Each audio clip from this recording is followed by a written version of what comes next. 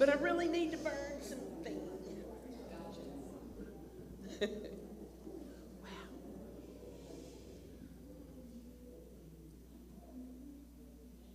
Good morning. Good morning. Happy New Year. Happy New Year.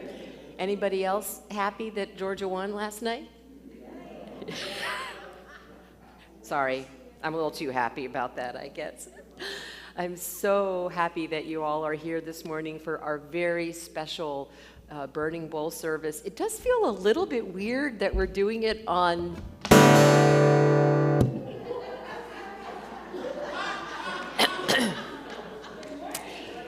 I just have to say, it's been that kind of a morning. I'm just saying. So, anyway, as I was saying, it's a little weird to be doing the Burning Bowl on January 1st, but as I was preparing for today, I think it kind of actually makes sense, and I'll talk more about that as we go into the new year with a totally clean slate, hopefully. It should be a wonderful service. So, welcome to Unity of Palmyra, where centered in love, we embrace a positive path for spiritual living. We are an open and affirming congregation. We love you exactly as you are in all of your magnificent glory. And I am very happy that you are here on New Year's Day. Who all made it to midnight? Sorta. Yeah, I made it to midnight in my pajamas. That was, yeah, we're so exciting, right? So for those of you who made it to midnight, congratulations for being here this morning. I'm very proud. All right, let's just take a minute to get present. Let's close our eyes as we signal to the world that we are coming apart for a while. As my friend Mary would say, on this brand new baby day of this brand new baby year. We are coming apart to celebrate what was, to anticipate what will be, and for just this hour, to be fully present to what is. That is the true gift of this day and of every day, to become willing to simply be here now, whatever now is. That together we practice building the capacity to be with whatever is, not trying to change it or fix it, but simply to be with it, so that our guidance is clear, so that our intentions are pure. Only then do we act, do we move forward, do we become willing to be the change we wish to see in the world. And as always, we come together during this service with gratitude, as we say thank you for this time to come apart for a while. Thank you for whatever safe space you are in this morning, and most especially, thank you for one another. And so it is. Amen. So we round out our Christmas carols with We Three Kings. Anyone who has studied Jesus or Christmas with me or the actual history of Christianity knows that they didn't come for 2 years, but we're just going to pretend that they were there with little baby Jesus, and we're going to honor the kings today. Please stand and sing.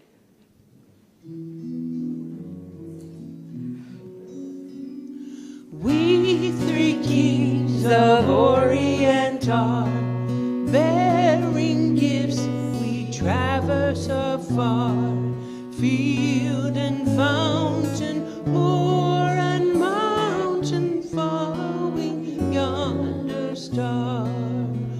Oh, star of wonder, star of night, star with royal beauty bright, westward lead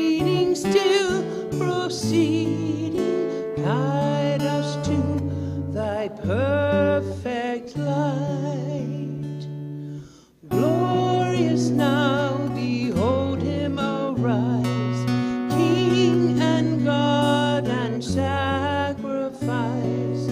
Alleluia, alleluia, so the earth and skies. Oh, star of wonder, star of light, star with royal beauty bright, westward leading, still proceeding, guide us to thy perfect light. Let's share together in our vision. Centered in love, we embrace a positive path for spiritual living. And our mission, wherever we are, we provide a welcoming community that inspires and encourages all who gather here through the teaching, sharing, and practice of universal spiritual principles. And one of the ways we practice those principles is to honor wherever you are on your journey and whatever your personal comfort zone is. So if you want a hug, we'll bring it on in. If you're more comfortable with the handshake, just extend your hand and we'll honor that. And if you want us to leave you completely alone, we totally understand. And we will respect whatever bubble you create around yourself. Have a great time.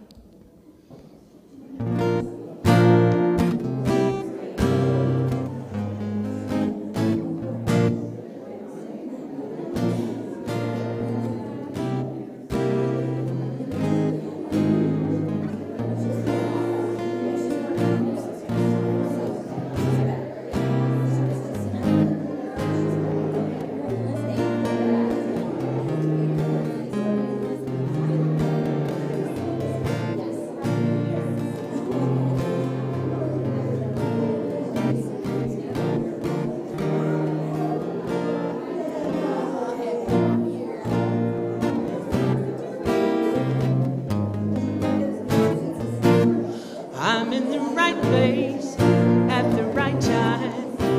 I am just where I'm supposed to be. I'm in the right place at the right time. I am just where I'm supposed to be. Oh, my soul is welcome here. Oh, my soul is welcome here. I am getting the message loud and clear. My soul is welcome here. Okay, it's your turn. I'm in the right place at the right time. I am just where I'm supposed to be. I'm in the right place at the right time. I am just where I'm supposed to be. Oh, my soul is welcome here. Oh, my soul is welcome here. I am getting the message loud and clear. My soul is welcome here. Well done. Have a seat. All right, we have a couple of announcements. Our prayer chaplains today are Debbie Latulip and Lisa Bechtel. Debbie is in the room. If you would like one-on-one prayer after the service, she'll be over here in this corner of the sanctuary, and they will be holding sacred space for us throughout this morning's service. Gwen's class, The Many Faces of Prayer, starts next Sunday via Zoom. It is Sundays from 6 to 8, and the sign-up sheet's down there. You can still sign up, but you want to do that quickly so you can access the book and get the welcome information from Gwen. Next Sunday, after Epiphany, we will be putting away all of the Christmas decorations.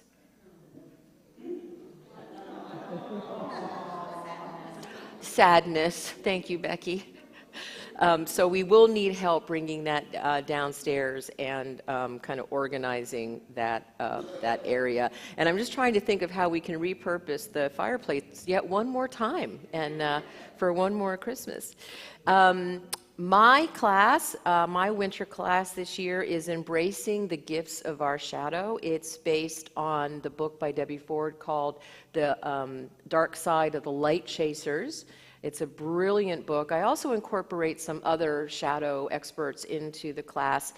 Both Gwen and I are doing only Zoom this winter, acknowledging the fact that we don't like to drive after dark, and we can never predict the weather. So both of our classes this year, this winter, will be over Zoom, and I think we'll have a sign-up sheet for my class starting next week. It doesn't start till January 26th, so you have plenty of time for that. And I do want to announce a 10-month program that we're going to be doing here that I've been talking about with your leaders for a couple of months. Hopefully you saw the block in the weekly email last week. It's called Creating the Beloved Community, and it's based on the book of the same name by Reverend Jim Lockard, who is a New Thought minister that has done a tremendous amount of work around this. It's very hard not to be jealous of him because he and his wife are expats living in France. And if you follow him, you see how amazing that is, and the food that they eat and the wines that they enjoy. I still love him, but he does incredibly powerful work in bringing into fruition the vision of Martin Luther King Jr. and Howard Thurman and many modern leaders in creating truly powerful, transformative communities. So this is a 10-month program. There's a small fee for it. We're going to be meeting 2 hours a month for 10 months. Each month will be a separate module based on chapters in the book. It was actually created by myself, Reverend Lori Boyd, and Reverend Pat Venema. And we launched it last year. Jeff was actually a part of our guinea pig group. And we got pretty rave reviews about the program and taking a deep dive into what actually creates the kind of communities that truly can change the world. So we're going to be looking at things like emotional and spiritual intelligence and presencing and what a truly safe space looks like. It goes way beyond just accepting simply the first step in creating a truly safe space. And then it ends with a call to social action. It says we need to put feet to our prayers and get off our pillows and actually be that change we want to see in the world. So if you're interested, there was a flyer in the weekly email. If you have any questions about it, I'd be happy to talk with you. It starts in February, so you have plenty of time to think about it and get back to me if you're interested. But I am very excited about it. It is a passion of mine to create the type of community that really makes a difference in the world. So if you have any questions, please let me know. And Miss Becky, would you like to read the Daily Word? Good morning. Good morning. The word for today is fresh start. Centered in God, I create a fresh, new life. I begin this year with renewed enthusiasm and a fresh perspective. I feel vibrantly alive as I realize that all the love, wisdom, energy, and strength of God are mine to express in my life right now. Grateful for the lessons of life experience, I release past disappointments with a forgiving heart. I find harmony in my relationships as I look beyond differences and focus on the divine life and love that unite all people. I go about my work seeking to serve others with a humble heart. I find ways to develop and evolve my skills and nurture my talents, allowing me to continue to grow and learn. This year, I will thrive in all areas of life as I feel God's presence everywhere I go and in everything I do. And from Revelation 21:5, and the one who was seated on the throne said, "See, I am making all things new."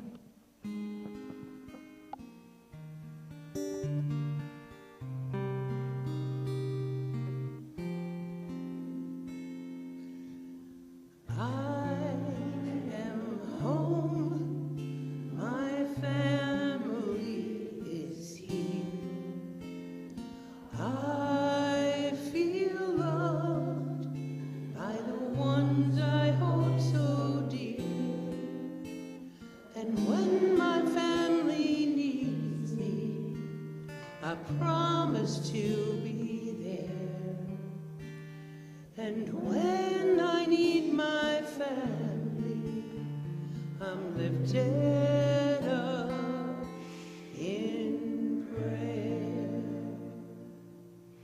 So this is the time of our service where we consciously enter into an attitude of prayer, where we bring to mind and bring into the energy of this community any joys or challenges that we might be happening. So I invite you now to very gently close your eyes, calm your mind, open your heart, and breathe.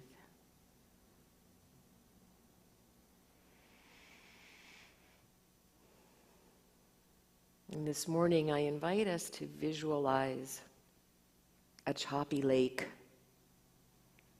with wind and waves and foam. We can smell the salty air and feel the wind as we're being tossed by the turbulence.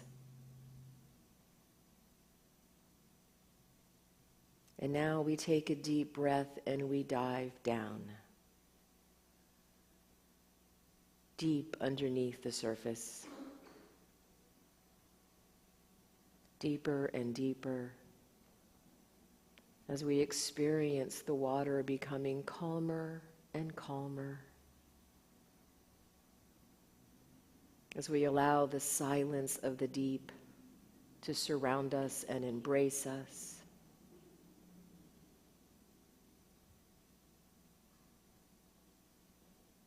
And for just a moment, we float under the waves, under the turbulence, under the wind.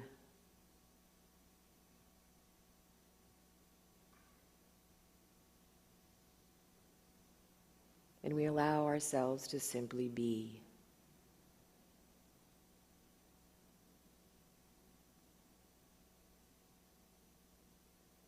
And we know that in this place of being, in this calm, still point, we have all the answers we need.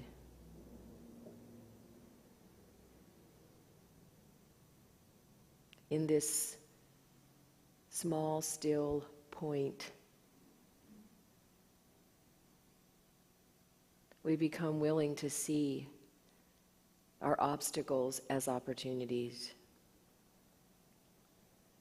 We become willing to reframe our problems into possibility. We open our mind and our heart to what could be.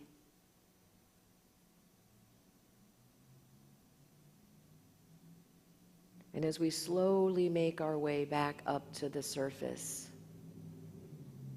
as we start to see the light filtering down through the water, as we slowly lift our heads above the waves, our very presence calms the waters.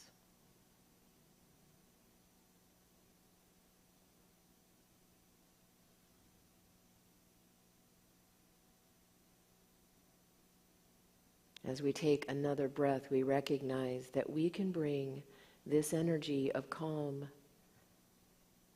of hope, of possibility wherever we go. We can take that deep dive within in any moment, in any place, with anyone.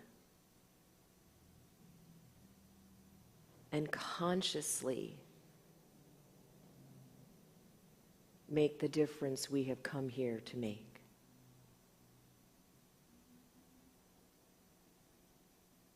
So if you are experiencing a challenge, I invite you to rest in that stillness for as long as you need.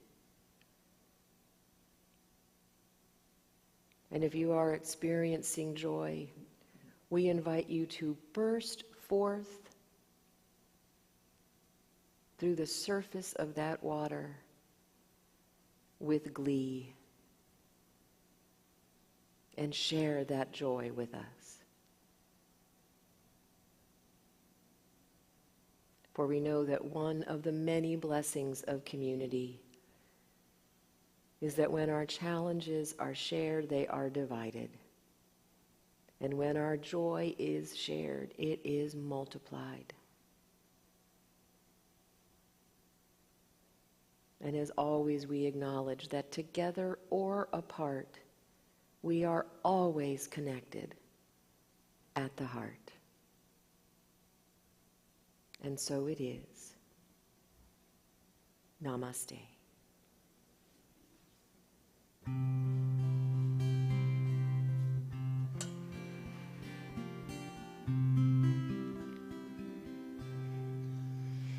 The God in me beholds the God in you. Namaste. The God in me beholds the God in you. Namaste. You are beautiful. You are whole. You are beautiful. You are whole.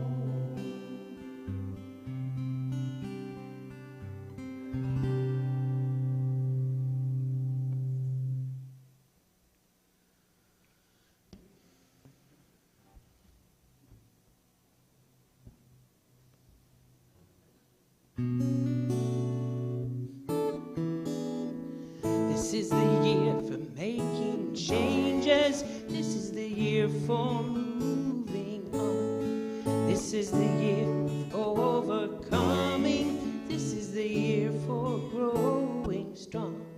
This is the year for a new way of thinking. This is the year for making plans. This is the year for reaching out. And this is the year for holding hands.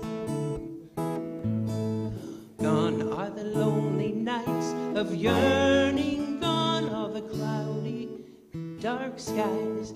All the unsteady bridges burning. All the doubt and all the lies. This is the chance to recapture the power. This is the time to abandon the fear. This is the moment, the finest hour. This is the year, this is the year. This is the year that I put into action all my desires and all of my means. This is the year that I follow my passion. This is the year of my dreams. This is the year I'm letting go of trying to change the ones I love. This is the year I turn it over. This is the year I look above. This is the year that I take my intention, turn it away from distraction and talk. This is the year I take the step, and this is the year I walk the walk. This is the year that I put into action all my desires and all of my means. This is the year that I follow my passion. This is the year of my dreams. This is the year I make it happen. This is the year I follow through. This is the year I move ahead on all the things I want to do. This is the chance to renew my commitment. This is the time to be conscious and clear. This is the moment for living fully. This is the year, this is the year.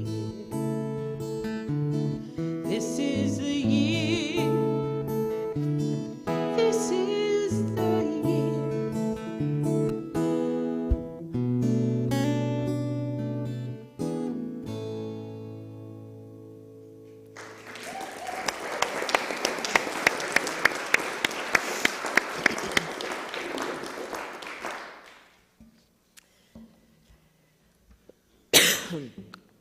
So it's been said that the arc of the moral universe is long, but it bends towards justice. That quote is often attributed to Martin Luther King Jr., but it turns out he was quoting somebody else. And that somebody else was a Unitarian minister and prominent American transcendentalist, remembering that unity in the New Thought movement grew out of the transcendentalist movement. His name was Theodore Parker, and he was born in 1810. In 1853, he wrote a collection of 10 sermons of religion, and the third sermon was titled Of Justice and the Conscience, and it included the language that is now finally being attributed to him, and this is what he said. He said, "Look at the facts of the world. You see a continual and progressive triumph of what is right. I do not pretend to understand the moral universe. The arc is a long one. My eye reaches but little ways. I cannot calculate the curve and complete the figure by the experience of sight. I can only divine it by conscience. But from what I see, I am sure it bends towards justice. Things refuse to be mismanaged for long.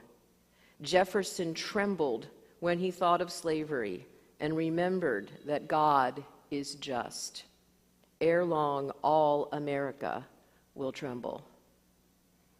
1853.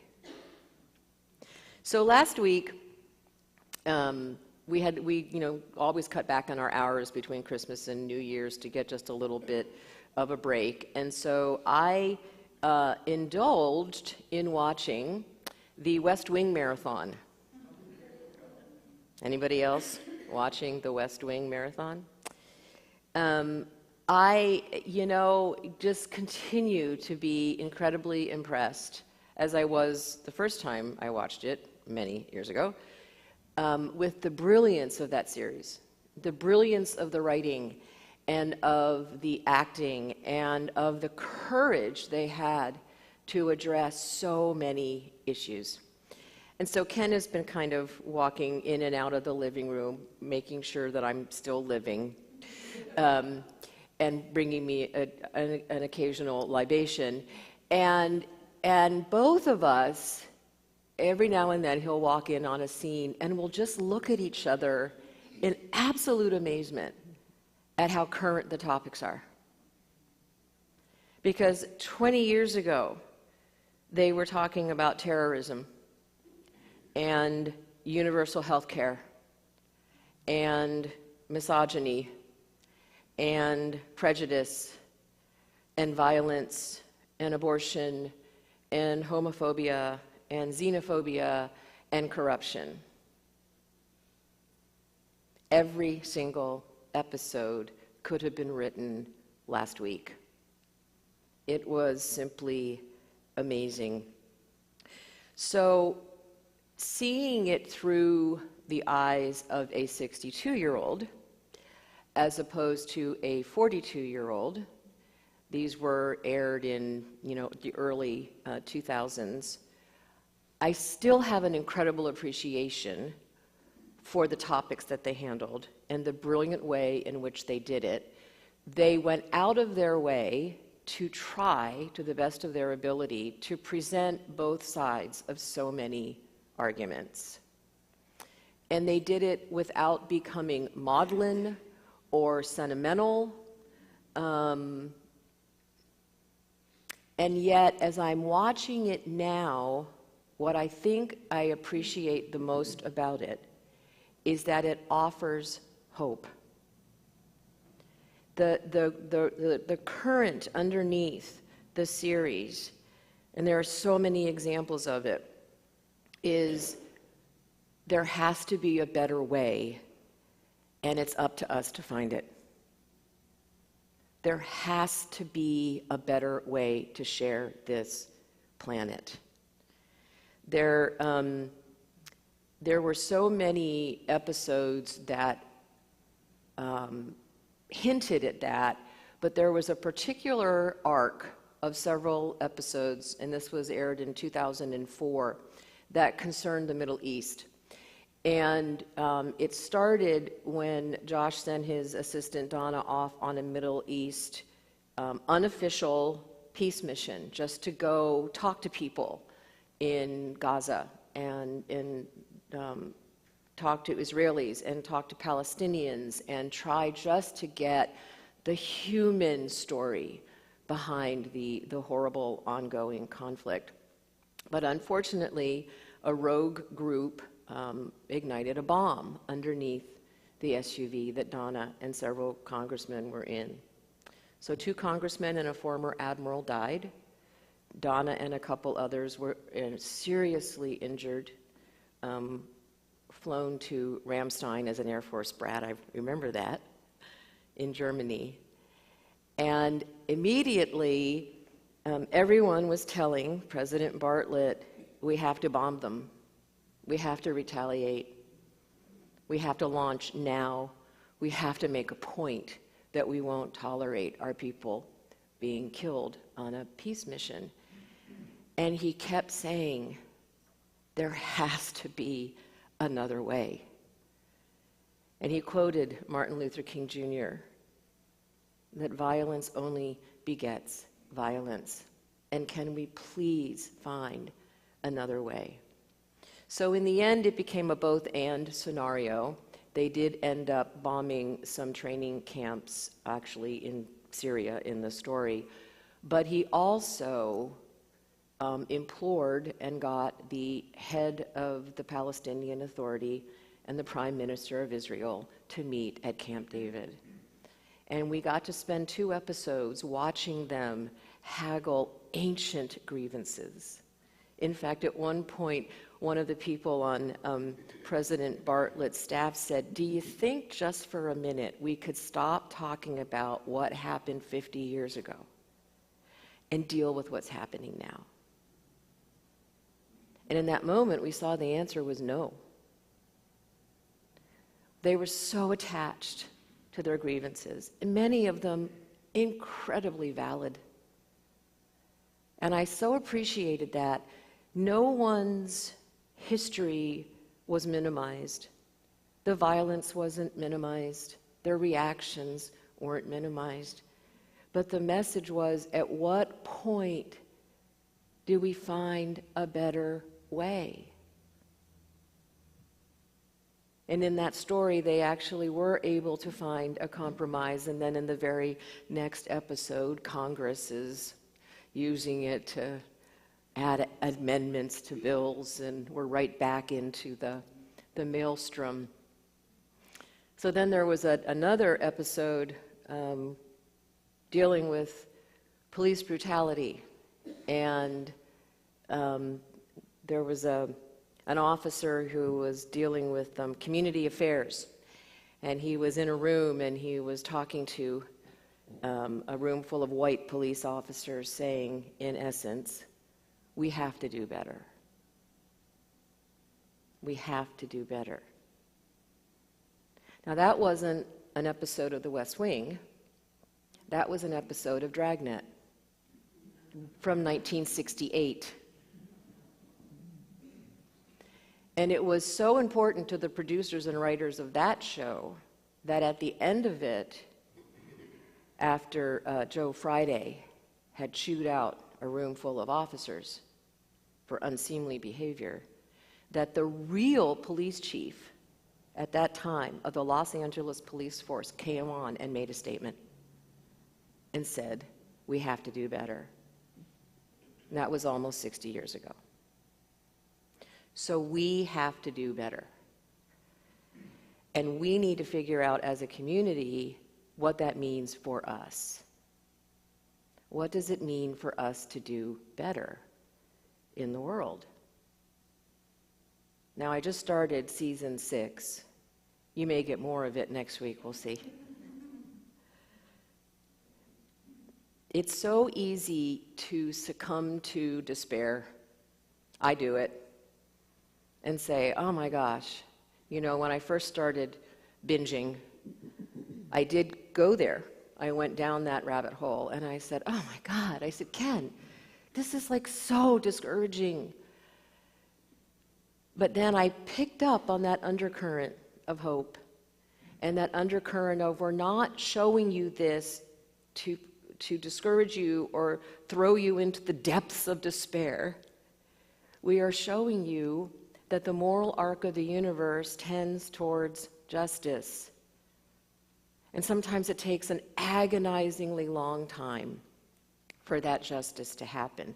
And yet, at the same time, when I read what Theodore Parker wrote in 1853, I am reminded of the progress we have made, which doesn't mean that we stop, and it doesn't mean that we spend days or years patting ourselves on the back about how great things are, because for many people, things still aren't great.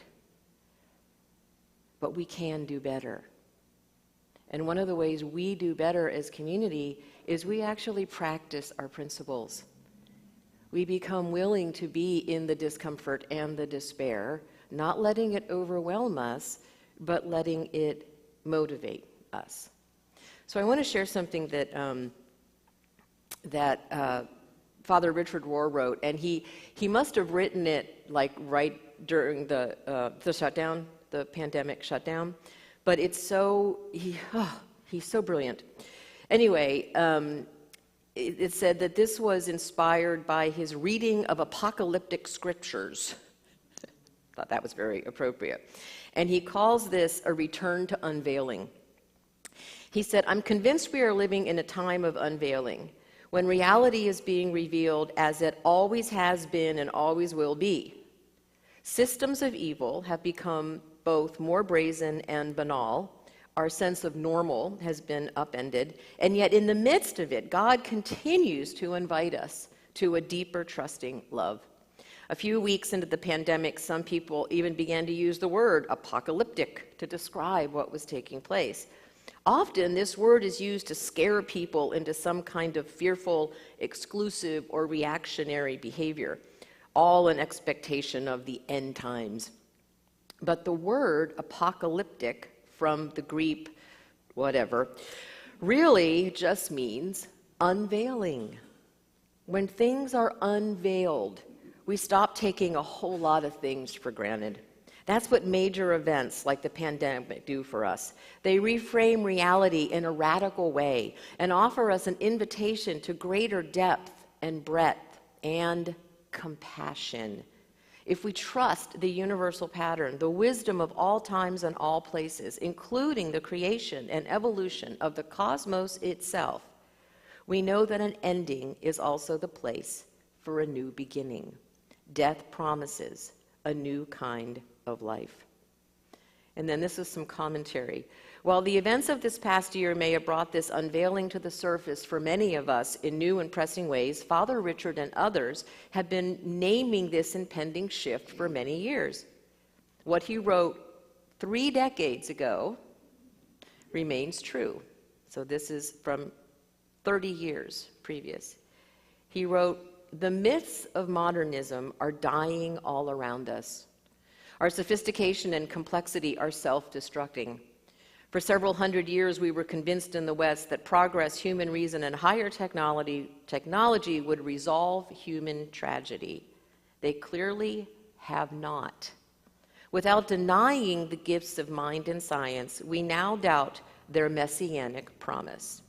More analysis does not necessarily mean more wisdom, and having more options is not necessarily freedom. The accumulation of things is not likely to bring more happiness, and time saved is rarely used for contemplation. Progress has too often been achieved at the expense of the earth, and human reason has too easily legitimated war, greed, and the pursuit of a private agenda. While technology pays those who serve it, especially the moguls of capitalism, militarism, and big pharma. Our Western philosophy of progress has led us to trust in our own limitlessness and in our future more than in the quality and the mystery of the now. Religion at its best is always concerned with the depth and breadth, the paradox and wonder of things. In this sense, we have become an impatient and irreligious people. The Paschal mystery, the yin and yang of all reality, is outshouted by the quite recent and unproven slogan, "We can have it all." Which reminds me of what Ken says to the cashier when they say, "Is that everything?" And he says, "No, because everything won't fit in the cart."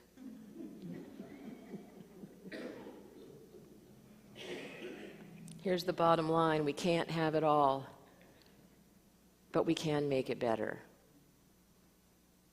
Pema Chodron, she wrote this great book called Taking the Leap, Freeing Ourselves from Old Habits and Fears, which is where we're leading with all of this, by the way. It is Burning Bowl Sunday. She says, taking the leap involves making a commitment to ourselves and to the earth itself, making a commitment to let go of old grudges, to not avoid people and situations and emotions that make us feel uneasy, to not cling to our fears, our closed-mindedness, our hard-heartedness, and our hesitation. Now is the time to develop trust in our basic goodness and the basic goodness of our sisters and brothers on the earth. A time to develop confidence in our ability to drop our old ways of staying stuck and to choose wisely. Now more than ever, we are all in this together. So we're being asked to take a leap. I sometimes wish that Aaron Sorkin could write the script for my life and make me witty and wise and erudite and brilliant, like everyone in the cast. But the bottom line is there are no easy answers to the challenges that we face. I mean, I love to say, if you do A, B will happen. That really hasn't happened in my life. Has it happened in your life? You know, if I just follow this formula, everything will be fine. It's time to let go of the formulas. It's time to let go of what we think will solve our challenges and be open to new ways of being and doing. To let go of the old grudges and the old resentments, to whatever we're holding on to that is preventing us from showing up as that change we want to see in the world. If we want a more loving world, then we need to be more loving. Verb, loving. If we want to be more, have a more compassionate world, we need to be more compassionate. And you know, it's interesting. I recently had some stuff going on that reminds me that it's so much easier to be compassionate with someone who lives halfway around the world, isn't it? But to be compassionate with the people that we share our journey with, or our families of origin, or the people that we work with, boy, that's the real work. I think it was Ram Dass that said one time, if you start to believe that you're enlightened, go home for Thanksgiving. Right? It starts at home. I have a friend, my dear friend Marguerite, who traveled to India and had an audience with the mother, Teresa, and worked there. And she said, you know, what can I do to help? And she said, well, why are you here? She said, well, because I want to help. She said, don't you have anybody at home who needs help? She did. She scolded her. She said, go home. Pretty sure you have poor in your community. And she came from a pretty affluent community, so she thought, well, you know, I doubt it, but I'll go home and check it out. Boy, was she surprised. It starts at home, and not just in the safety of this home, which is wonderful, by the way, but it means taking this out there. And in order to do that, we have to let go of what we think about the people out there. We have to be willing to do better. So, I'm going to ask you to get specific this time with what you're burning. And just a reminder, we do not burn people.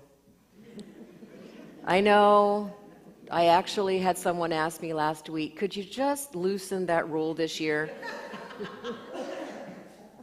No, we do not burn people. What you may want to burn is why you want to burn them, right? Because the burning is about us. It's not about anybody else. It might be that we're holding on to resentment or fear or anger or some story that we've been telling for 40 years. That's what you want to burn. So, no people. And I would really like you to take some time. We're going to do just a very brief meditation. I really encourage you to burn whatever holds you back from being your most authentic self in the world, making it better, making a difference. So whether it's fear or insecurity or an old story or something, that your third grade teacher said to you, are you willing to burn that so that we can make a difference and make things better? Amen? All right, close your eyes, please. And take a nice big deep breath.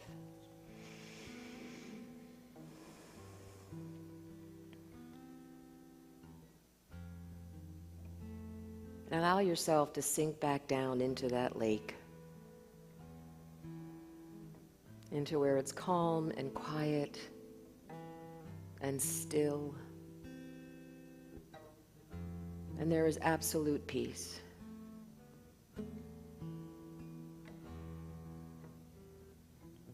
Just allow yourself to feel that for a minute. The beauty of that experience.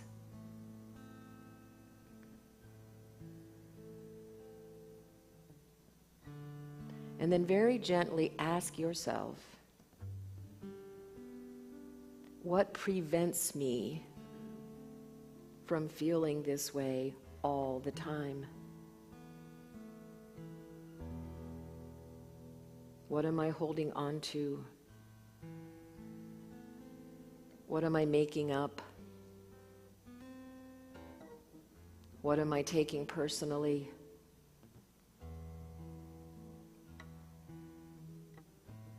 Where am I comparing or complaining or resenting?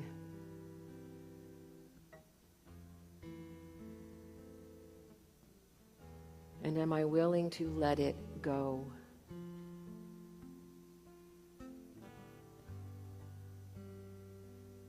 Am I willing to watch it go up in flames?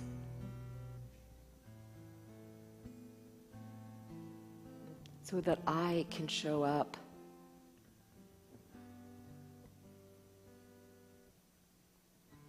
in absolute authenticity,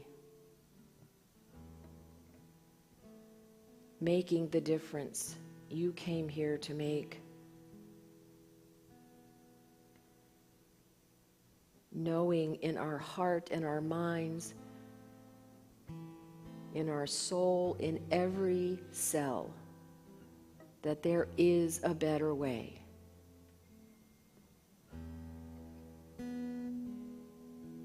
And we yearn to be part of that better way.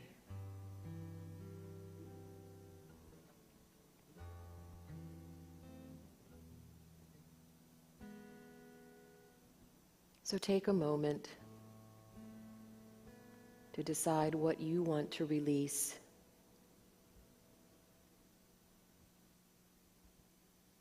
It can be a word or two, a sentence. Notice that the piece of paper is small.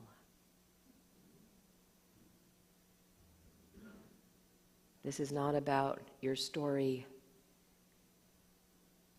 This is about what you are truly ready to let go of. what you are truly ready to burn.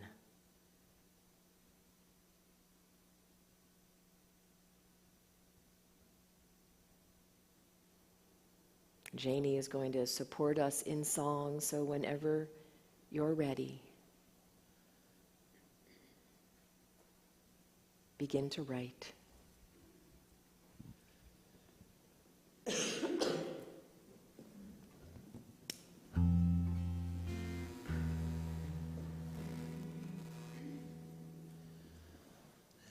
Go of the shore and let the water carry you. Let go of the shore. Go into the mystery. Let go of the shore and let the water carry you.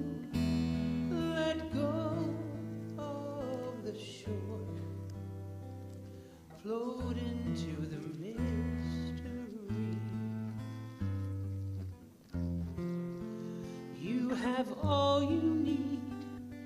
It's all inside of you. Just close your eyes and breathe, and know that you are safe. Let go of the shore and let the water carry you. Let go of the shore. Float into the mystery. Let go of the shore and let the water carry you. Let go of the shore. Float into the mystery. No need to make a plan. Your heart will be your compass. Just lift your soul in faith and trust that you will arrive.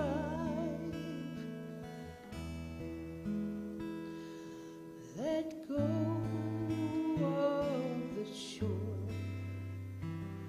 and let the water carry you. Let go of the shore. Float into the mystery. Let go of the shore and let the water carry you. Let go of the shore. Float into the mystery.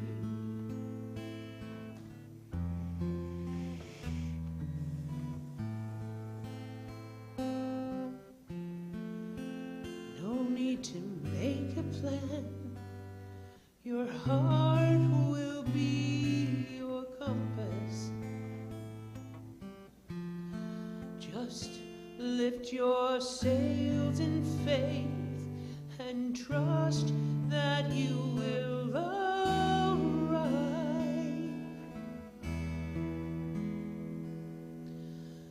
Let go of the shore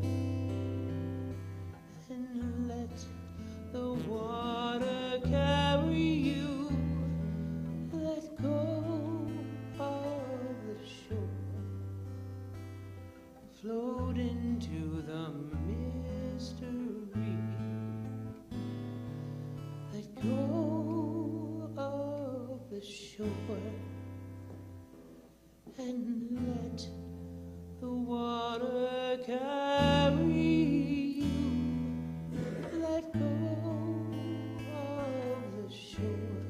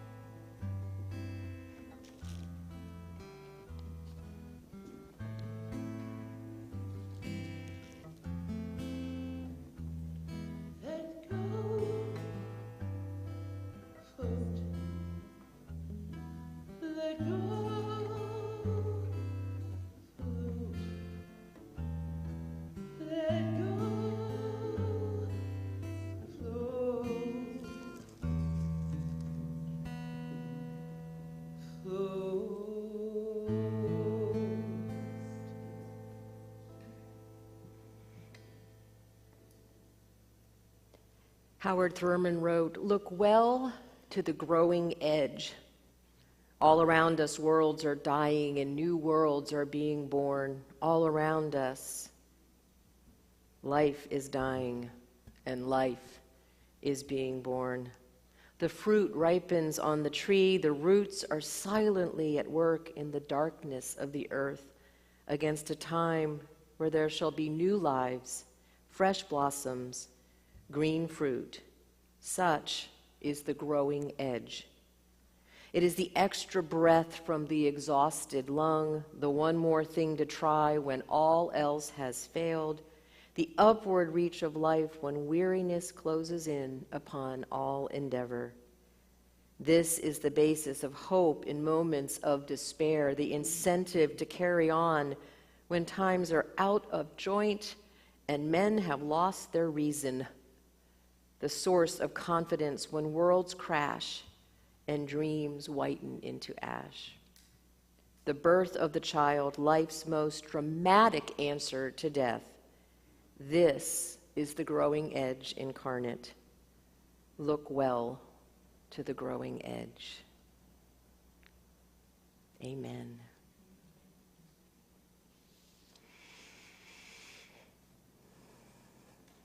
How was that?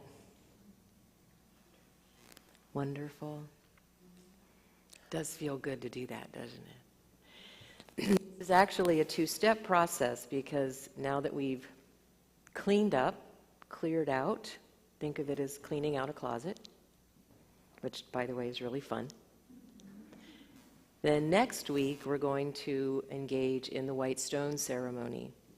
And that's where, in that space we've created, in that void, we open ourselves to the guidance for this year, for the new name or the new quality that we receive from the universe.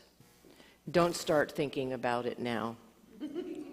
Trust me from personal experience, you're going to think walking into next Sunday's service that you know the perfect word for 2023. And then that cosmic 2x4 is going to hit you right in the middle of the meditation, where Spirit's going to say, yep, that's not the word. This is the word. So I invite you to be in the emptiness this week, in the void, in the space created by cleaning out your metaphoric closet, by burning that which no longer serves you. This is also the part where we say thank you so incredibly much for your ongoing generosity in your financial support of this community. I don't know if you've been following the finances in the weekly email, but we're doing really well in the first 3 months of our fiscal year, and that is because of you and your commitment to the work of this community that truly wants to do better in the world. Never doubt how important our work is. Thank you.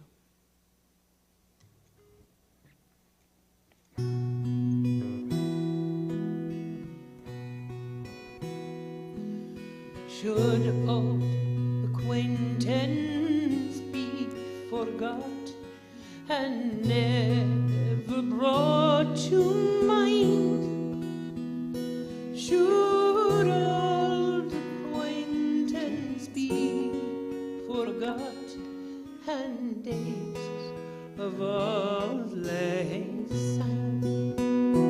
For old lang syne, my dear, for old lang syne, we'll take a cup of kindness yet for days of old lang syne, and we twa hae run aboot the braes and put the goings fine, but we've wandered many a weary fet since days of old lang syne, and we twa hae paddled in the barn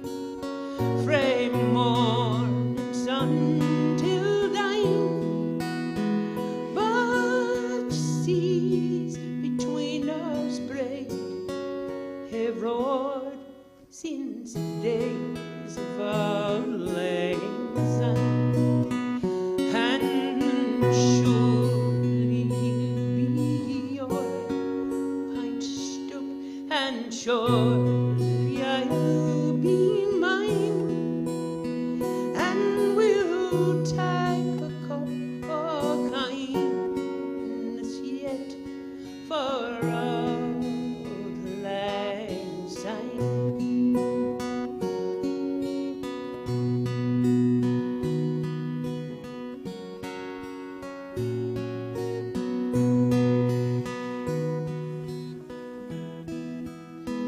We'll strike a cup of kindness yet for auld lang syne. So sing it with me. For should old acquaintance be forgot and never brought to mind? Should old acquaintance be forgot and days of old lang syne? For old lang syne, my dear, for old lang syne, we'll take a cup of kindness yet for old lang syne.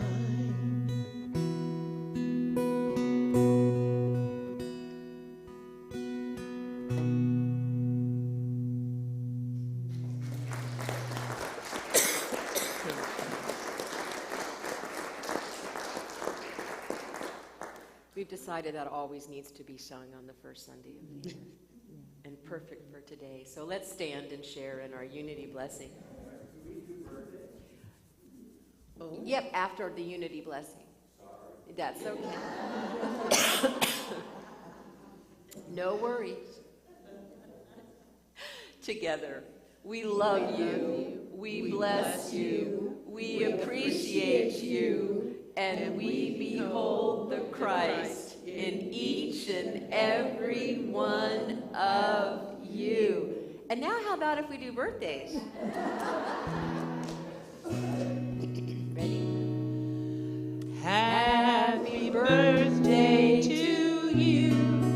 Happy birthday to you. Happy birthday, Grace, Janie, Lorraine, Donna, Rob, Nancy, and Kathleen. Happy birthday to you and many more. And now let's sing the peace song with intention.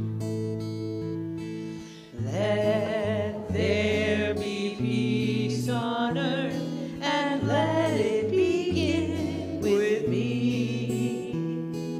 Let there be peace on earth, the peace that was meant to be, with God as creator, united are we. Let us walk with each other in perfect harmony. Let peace begin with me. Let this be the moment now.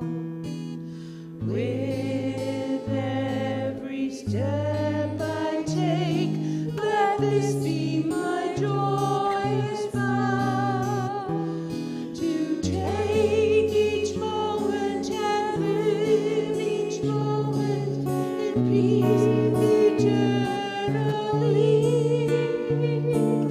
Let there be peace on earth, and let it begin with me.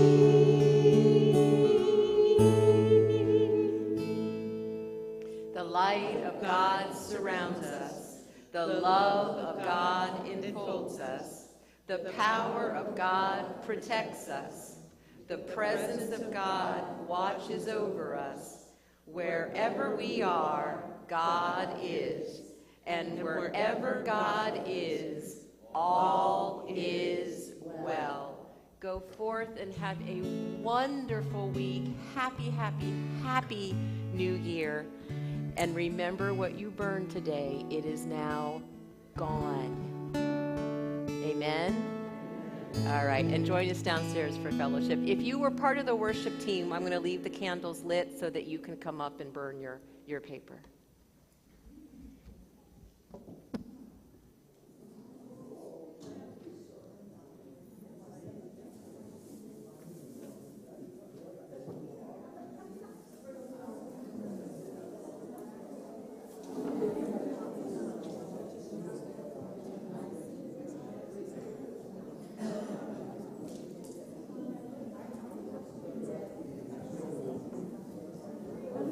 Thanks, you too.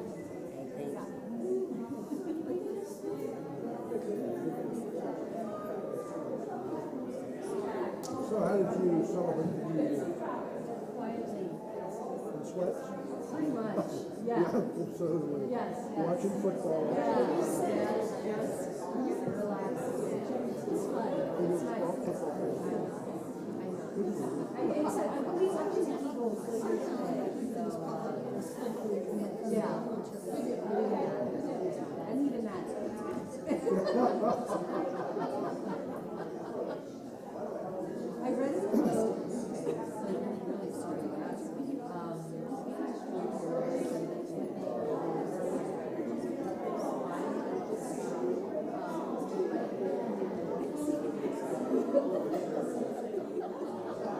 sorry, I'll stop. Well, when we were looking at this whole conversation,